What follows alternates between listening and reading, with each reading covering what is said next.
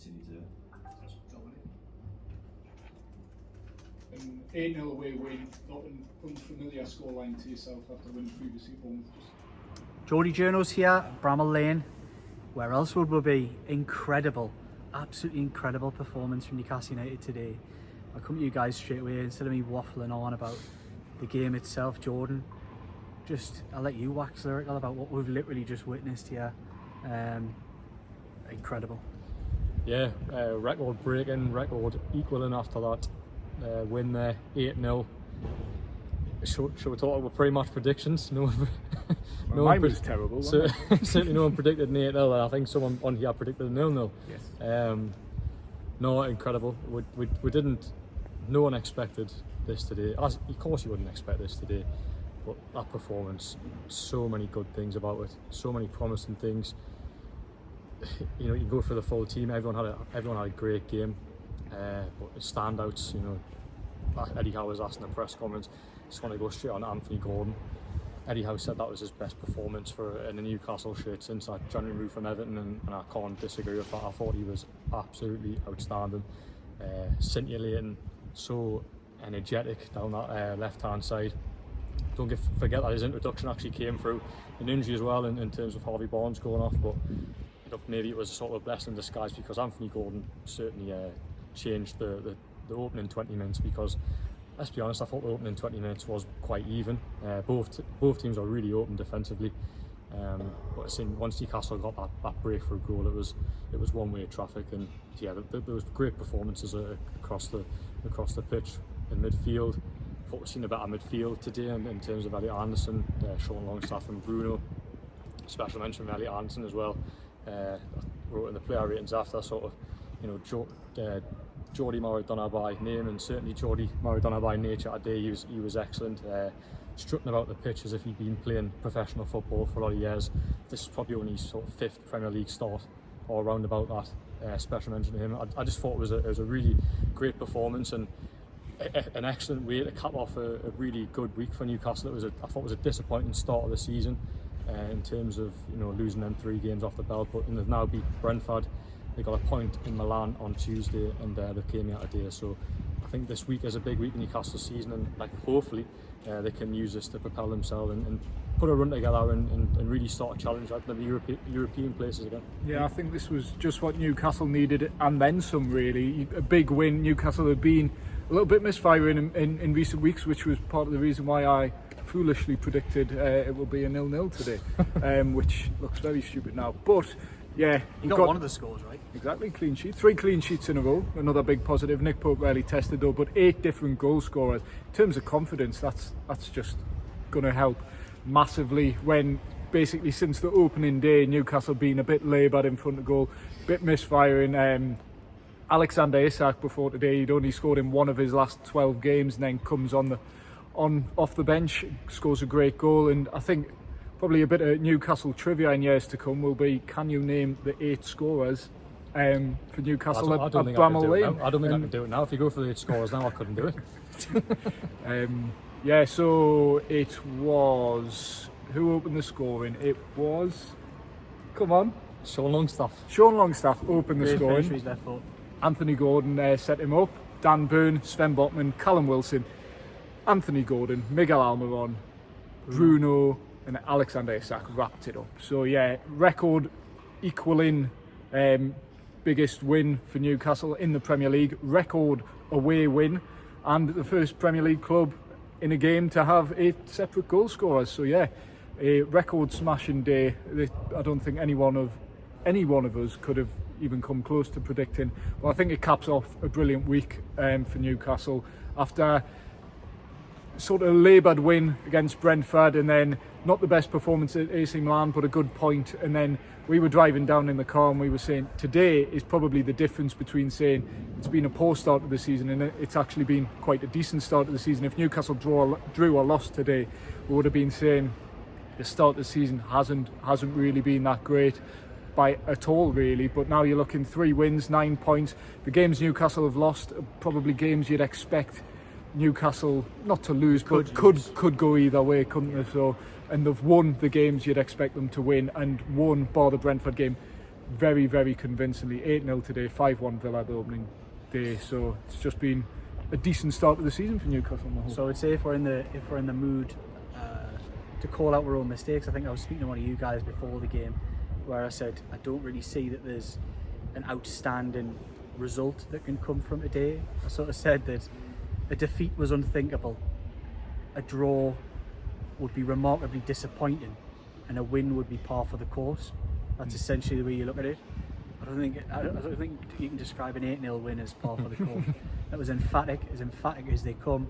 Newcastle United showed their levels to this game, playing against a pumped up Championship side today who were awful. But by the same token, you've got to take your chances, you've got to score your goals. Newcastle United were ruthless today. I want to pick out 3 players personally who really stood out to me. Kieran Trippier, hat-trick of assists, incredible, captain fantastic, produced the goods defensively, led from the front, was a real leader in the San Siro. He came here and showed the attackers how to do it by putting balls on a plate for his defenders and for Callum Wilson, who couldn't hit a barn door before that, and I think he would admit that himself. He could have probably had a hat-trick today if he'd been had his firing boots on, but it was good to see him get a goal. Second one for me, regular watchers of this video will know that I do have a little bit of a Sean Longstaff loving going on. I think Newcastle's best 3 results this season have come with Sean Longstaff in the midfield. I think the energy, the effort, he sets the tone. Yes, on the ball, maybe he lets himself down from time to time, but that's getting less and less by the game. He's massively up to speed with the rest of the team now. One of the fittest players you'll see on the park, and I thought he was excellent today. Really excellent. Makes Bruno 10 times the player that he already is, playing alongside, and makes it easy for Bruno because he's got those legs and that energy. Excuse me. Who was the 3rd player I was going to pick out? I think Bruno would be a decent shout, Elliot Anderson. Gordon? It's got to be Gordon. It's Anthony Gordon. It's Anthony Gordon. What am I talking about? Anthony Gordon. As there was so many question marks about that signing. I think everybody would be revising history if they didn't ask their own questions of the signing of Anthony Gordon in the January window. Now, ask any footballing brain with regards to people in and around the sport itself, and there was a clamour to sign somebody like Anthony Gordon. He was just a little bit too far out of the price range for a lot of clubs in the Premier League, but I think probably 19 out of 20 sort of managers in the league at the time when he was signed would have taken Anthony Gordon in a heartbeat, and I think that probably left a lot of questions because fans didn't see it. Very low key started with life on Tyneside, but wow, he's really burst on the scene. He's been Newcastle United's player of the season by far for me so far, and I think the questions about what is Anthony Gordon and where does he fit in this team have again also been emphatically answered in the last few weeks. He's an out-and-out winger of a very, in many ways, old-fashioned style, who can go inside, can go outside, can beat you with his blistering pace or a sleight of movement, and that is almost unteachable, the type of things he's got, and uncoachable, and it's can he bring that end product to his game. And I think when he does bring a consistent end product to his game, there's not going to be many better in this division, no matter the nationality. And I think Gareth Southgate would be a lunatic not to be having a very, very good look and want to see him close up in training, because wow, what a player.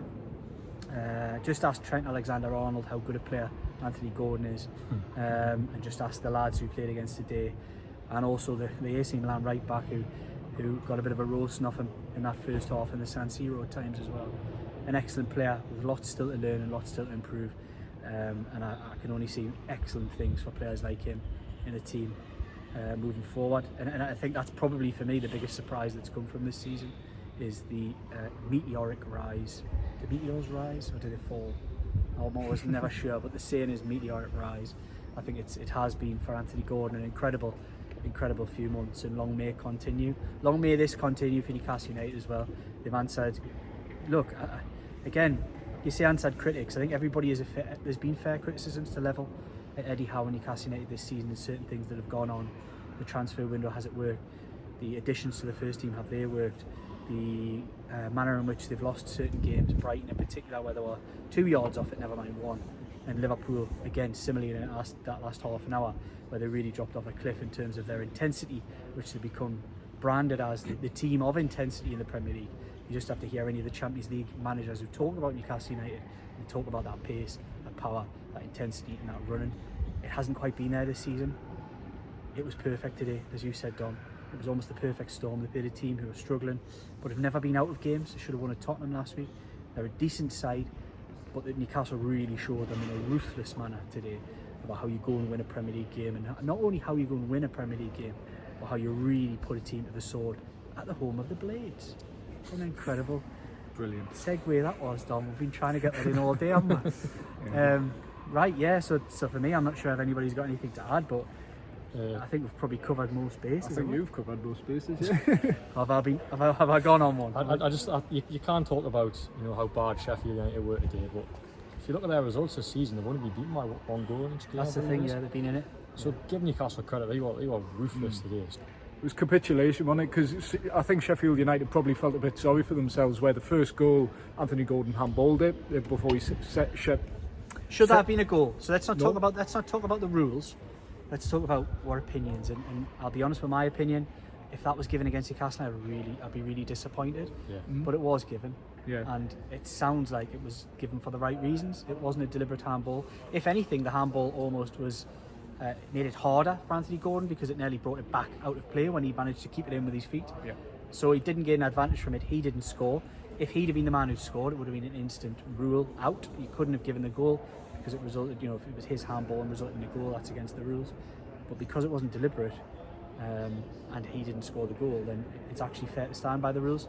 So whether the rules are fair is another thing. I think common sense suggests you'd be disappointed if that had happened the other way. And I think the second goal had airs of it that. was a shot by a Newcastle player. I can't remember who it was, but yeah, it hit Fabian Schär on the arm before the Sheffield United goalkeeper tipped it over. Obviously, a lot of appeals for that to be a handball, and then from a resulting corner, Dan Burn heads in at the back post. So what a header! It was a great header because he was under pressure by the Sheffield United defender, had a hold of him. He carried that bloke for 25 yards around the back, around the back of the box, didn't he? Before nodding it in, it was really, really good stuff. But you can look at them two goals, and they feel like a very long way away now. Now, you've only just mentioned them. I actually forgot about them two goals because I say Newcastle wiped the floor with Sheffield United and more, and you can't look at decisions like that. There was only one clear winner here today, and that was Newcastle United. So I think happy days. It's been a very good week. We've been on with travels and we've been very happy. I think we're ending this week very happy. Busy week. Obviously Man City in the week as well, in fresh competition. One Newcastle United did so well in last season. They'll be looking to do well again. Tough challenge. I think we'll see a lot of changes. I mean, the law of averages would suggest Man City's second team probably beats Newcastle's second team, but it feels like a bit, now they've managed to get off to a good start in the Champions League, which was key, and also managed to get their Premier League start back on track, back up to an even keel. The Premier League certainly looks a lot better when you look at the table itself. So yeah, I feel like there's not really much pressure going into Wednesday. A bit of a shot in the dark, and why not go and take it to Manchester City and see what comes of it. Right, we've managed to get ourselves through this one, lads. It has been an entertaining week. We're all a little bit tired, but thank you very much to Eddie Howe and his players for putting smiles back on our faces at the end of what's been quite an incredible week. 3 clean sheets, 2 Premier League wins, and a draw on the San Siro. No surprise, Sean Longstaff played them all. If you like what we do, get in the comments, give a like, give a share, and press the bell, subscribe, and then every time we put one of these little videos up, you'll get a little notification to your phone or your device, and you'll know when we're talking away or we're talking rubbish, and let me know in the comments. So right guys, thank you very much. We love you all out there. We love what we do. Keep the comments coming.